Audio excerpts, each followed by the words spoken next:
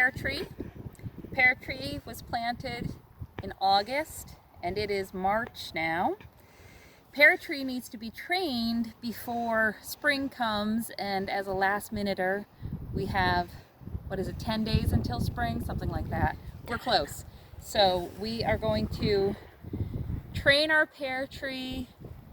The goal, everything I've read, everyone I've heard speak on this, what we are going for with our pear tree is we are trying to create something called a wide open crotch. And I feel like I wasn't doing my job if I didn't share that graphic imagery with you. So we are going to proceed giving our pear tree a wide open crotch. Okay, how we're going to go about this is we're going to take some twine. We have twine, and we are going to snip some off.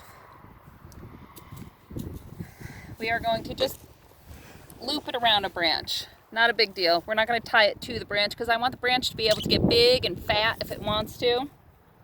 And see, here's our crotch that we're opening up. Ooh! I'm going to take my twine and just tie it down to a rock. Make sure my branch stays in there. I could use posts, but the ground's probably still frozen and I'm not into high effort living, as I've made abundantly clear every time we've met up, haven't I?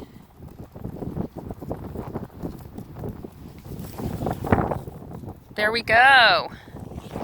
We are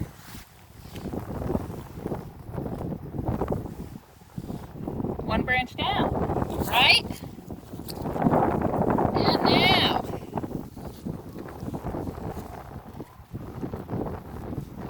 we have another branch. The reason we want to do this, these pear trees, unfortunately, if we leave them to their own devices, are going to grow. See how they're trying to grow straight up here?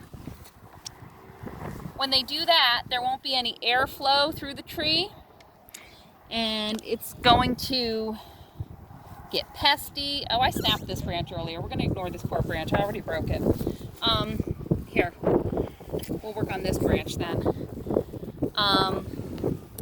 Unfortunately, trees don't behave like I want them to. I want a fruit tree. I just want to stick it in the ground and be done with it. I don't want to have to think about it.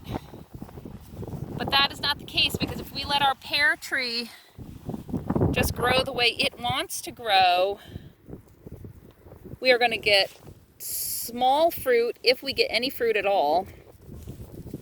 There's going to be molds growing in the tree. There's going to be pests living in the tree. And if it lives at all, it's not going to give us any good food to eat. So we're going to follow the rules and open up our crotch.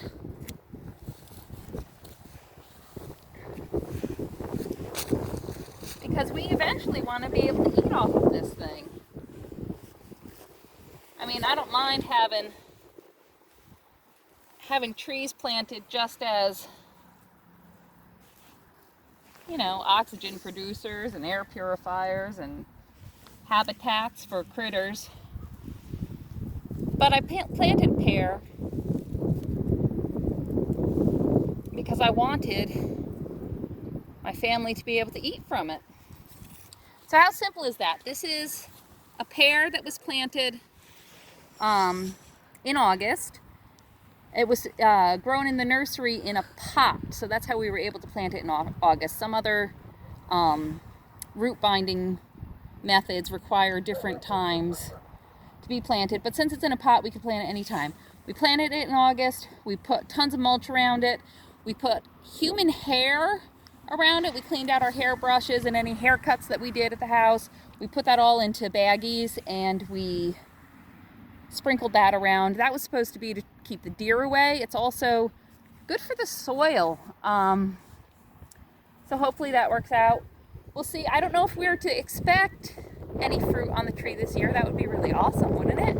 But regardless, what we have to do is teach the tree to grow out so it gets the most sunlight to each of the branches so it gets the most air flowing through it, and hopefully we get the most fruit. So if you have a fruit tree, pear and apple, these are the two sorts of trees that you want to train like this.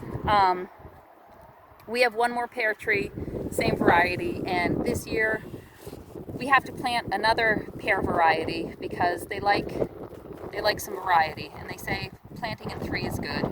So that's what we're up against. Maybe we'll check in the fall and we'll have amazing fruit to brag about. Oh, I hope we do. But if you're planting a tree, or if you planted a tree last year, good for you. Keep up on it so that you can actually get the benefits from it, okay? I'll see you later.